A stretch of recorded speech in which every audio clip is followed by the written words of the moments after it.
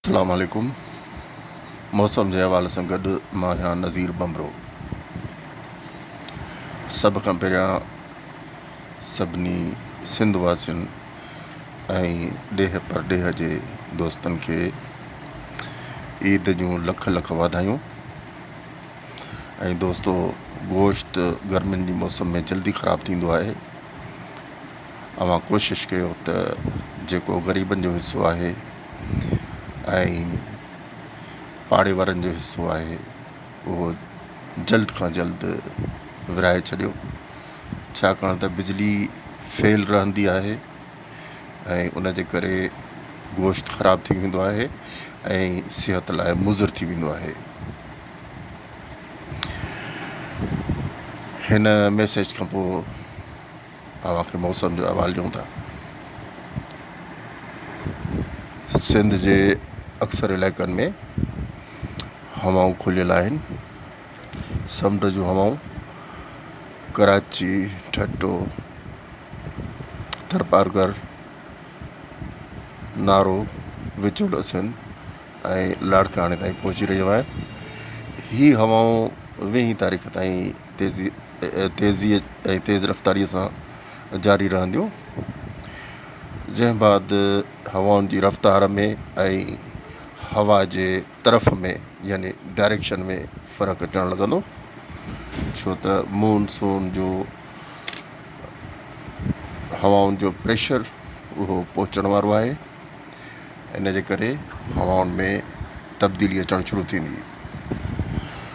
अॼु ईद जे भलारे ॾींहं ते सिंध में काफ़ी गर्मी रही ऐं गरम इलाइक़नि में उतरिया इलाइक़ा ख़ासि तौर ते जेकोबाद, शहदादकोट, शिकारपुर, लाड़काणो, सखर, मेहड़, हिंगोरजा, भिरिया, दादू, सेवण एसि ताईं इलाइक़ा वधीक गरम रहिया ऐं नवाबशाह में 42 डिग्री सेंटीग्रेड वधि में वधि गर्मी पद रहियो, जॾहिं त उनखां मथियुनि इलाइक़नि में एवरेज गर्मी पद 45 डिग्री सेंटीग्रेड रहियो ऐं ॾखण सिंध में गर्मी पद 40-41, जॾहिं त घारो ऐं कराचीअ में तक़रीबन 33 डिग्री सेंटीग्रेड टेम्परेचर रहियो।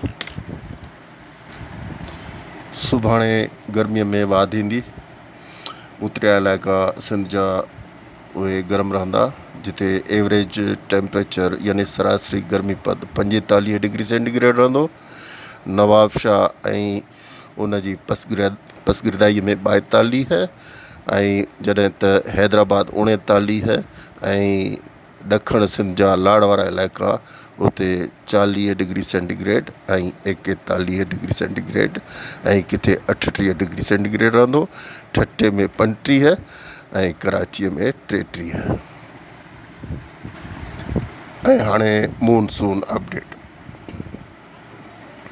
मूनसून जो हिकिड़ो ताक़तवर सिस्टम सेंट्रल हिंदुस्तान में दाख़िल थी चुको आहे, जेको हिन वक़्तु सूरत जो इलाइक़ो ऐं हिंदुस्तान जो जेको सेंट्रल इलाइक़ो आहे उन में मौजूदु आहे ऐं उहो वञी रहियो आहे कच्छ भुज जी तरफ़।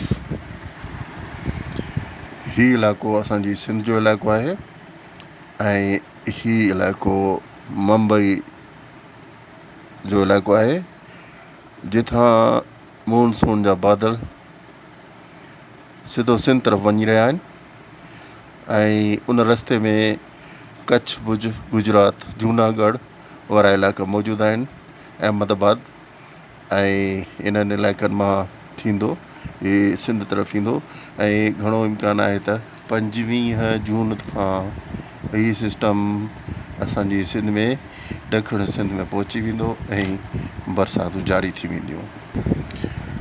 होॾां वेस्टर्न सिस्टम जी मालूमात तव्हांखे ॾियूं त वेस्टर्न सिस्टम यानी ओलह जूं जे बादलनि जो सिस्टम जेको आहे उहो ख़तमु न थियो आहे, उहो बि जारी आहे ऐं उहो बलूचिस्तान में रोज़ानो दाख़िल थिए थो ऐं बलूचिस्तान जे अवरान ऐं खुज़दार वारनि इलाइक़नि में, तुर्बत वारनि इलाइक़नि में, पंजगूर जे इलाइक़नि में बरसाति थींदी रहे थी ऐं इन ई वेस्टर्न सिस्टम यानी ओलह जे सिस्टम जे करे हिन वक़्तु बरसातुनि जो जेको आसिरो आहे उहो आहे मुज़फ़राबाद, पेशावर ऐं गिलगित बल्तिस्तान में, त उते बरसातूं थींदियूं।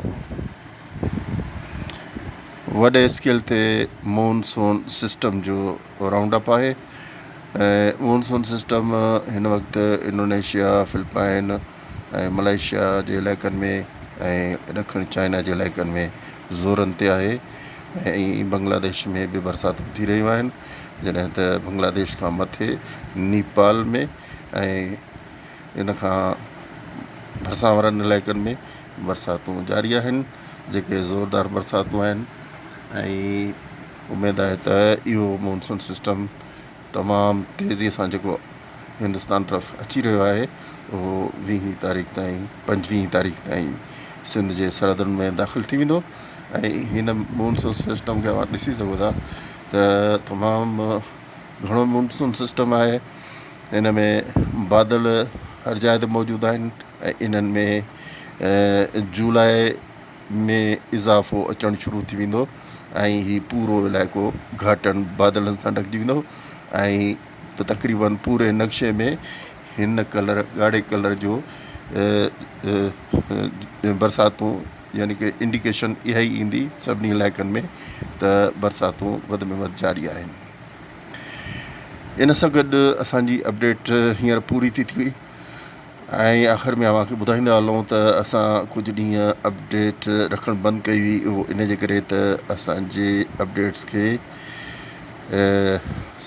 को ॿियो चैनल कॉपी करे डाउनलोड करे पंहिंजे चैनल ते अपलोड करे रहियो हुयो ऐं उन जे करे असांजे चैनल खे ख़तरो हुयो त उहो रिपोर्ट बि करे सघे थो, यानी सामान असांजो, माल असांजो, पर टोपी पंहिंजे निराड़ ते रखी ऐं चोर जेके आहिनि उहे पंहिंजी शोबाज़ी करे रहिया हुआ। उन्हनि खे असां ब्लॉक कराए छॾियो आहे, ख़तमु कराए छॾियो आहे, उन्हनि जा चैनल उॾरी चुका आहिनि ऐं हाणे असां महफ़ूज़ आहियूं। ऐं हाणे असां इनशाला वक़्तनि फ़वक़्तनि तक़रीबन रोज़ाने जे बुनियाद ते मॉनसून अपडेट पेश कंदा रहंदासीं।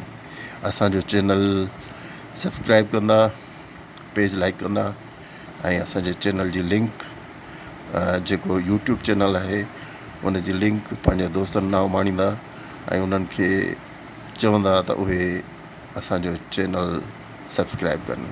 तव्हांजी वॾी महिरबानी। अल्लाह हाफ़िज़।